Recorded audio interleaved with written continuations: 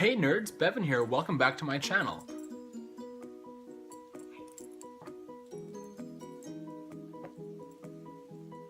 I've been in my house for less than a week, so not everything is unpacked, so I'm still in the process of it, which is why my dog Flash is here with me, helping me do this video, because my office isn't ready yet, so I can't do a video in there. So Flash and I just watched The Conjuring again, and so did Jersey, who is my other dog, but she's still over on the couch and doesn't want help with the video, because she's a bitch. I'm just kidding, I love them both so much. But because I've been unpacking all week, I don't really know what's really going on in the world right now, especially in like nerd culture right now. I don't have any money for toys or anything like that, so there's no unboxings happening. So I thought I would just do a quick movie review of The Conjuring since I literally just watched it. Now, The Conjuring is one of my favorite movies of all time, like for sure in my top 10, and by far my favorite horror movie ever. James Wan is an amazing filmmaker. I mean, let's just look at the franchises he's kicked off. Saw, The Conjuring, Insidious, and he also did Fast and Furious 7, and he's also doing Aquaman. Yes. It's okay, she's just scared too.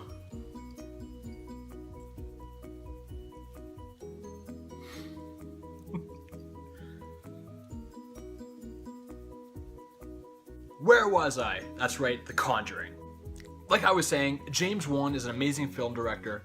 He has kicked off so many amazing horror franchises. I haven't seen The Conjuring 2 yet because my girlfriend does not want to go see horror movies with me, so I just didn't go see it in theaters.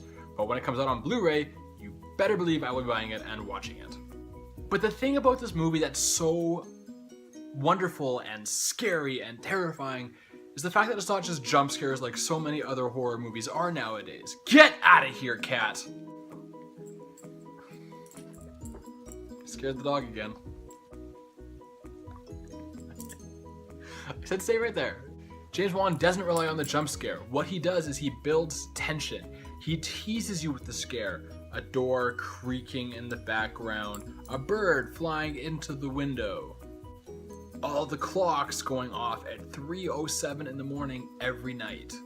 What he had to do was he had to build the world around this house.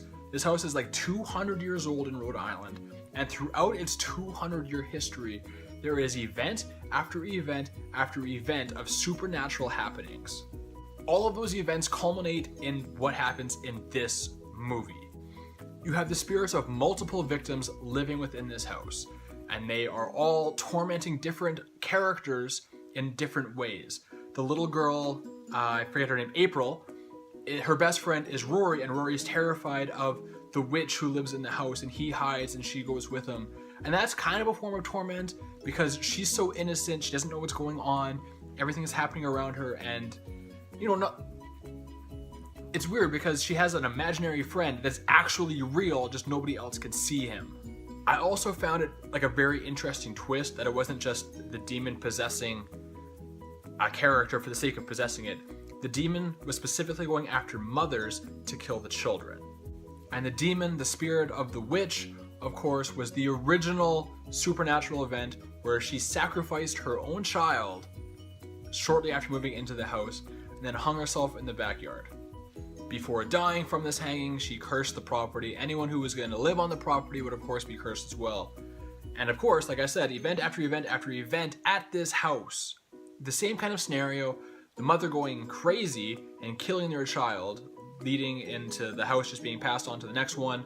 The parent family in this movie purchased the house at auction without knowing the history of this house because it's just the bank. The bank just says the family has all died, so it goes back onto the market.